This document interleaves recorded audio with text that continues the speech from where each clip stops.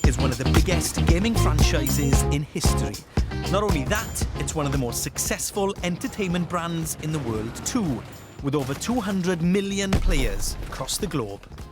In that time, gamers have got used to the three pillars of a Call of Duty game. There's the single player, where you live out a story worthy of Hollywood. There's multiplayer, where you play competitively online. Or there's the zombies mode, where players duke it out with the living dead. Some more successfully than others. But gaming's changed. The popularity of titles like Fortnite and PlayerUnknown's Battlegrounds have introduced a new way to play. The Battle Royale genre of games sees 100 players challenge each other to be the last man or woman standing on an ever-shrinking map.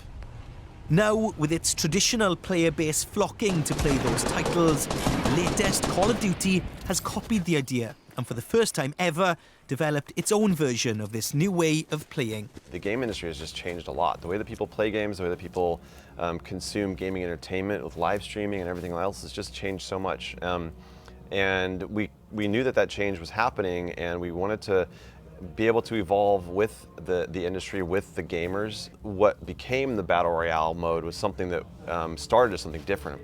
And as the Battle Royale genre really started to explode towards the beginning of last year, and as we approached kind of later half of the last year, it started to come into focus what we wanted to do.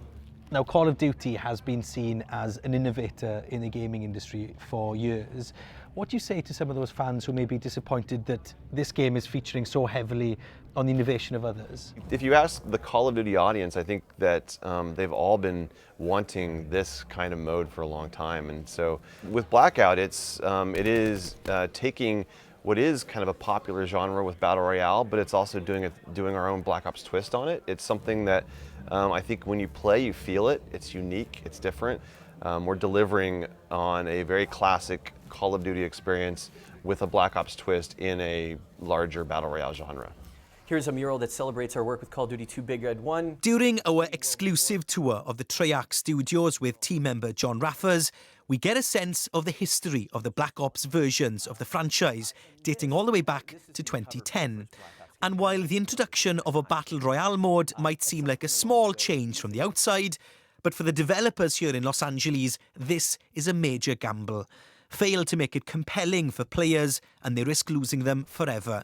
Not to mention the significant design challenge of making a game as detailed as Call of Duty work with 100 people competing at the same time. Hi, mate. Hi, Stefan. And that's partly Adam's job. I had the nervous laughter at first, but we look forward to the challenge. You know, we've always tried to push ourselves and try to innovate and come up with new things. So back on Black Ops 1, we started doing a thing that we call full performance capture. And what that means is, let's capture the face, the audio, and the body all at the same time.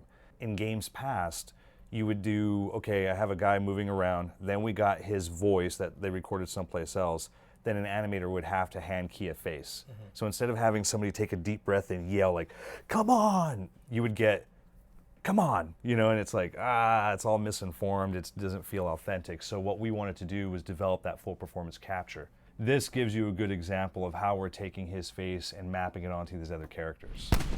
So when you see them running around, the way that they move throughout the world feels so much more natural than it did before. And it's a great improvement for us as animators. We look at that and we're like, that is amazing. Sit rep, circle collapse imminent. Get to safety. Normally, when you play online games, you don't get to see the people you're playing with. But here, we've got a room full of people playing Blackout, the new Battle Royale mode, and you can really feel the tension grow as people are playing it. And it gives you a sense as to why the developers wanted this in the game.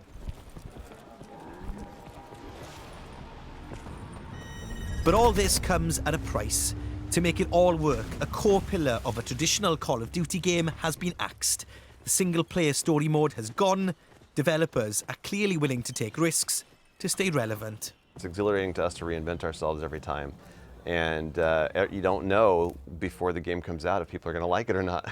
You take a pretty big chance. And it's scary for us as game developers, but you have to take those risks to keep pushing your games forward.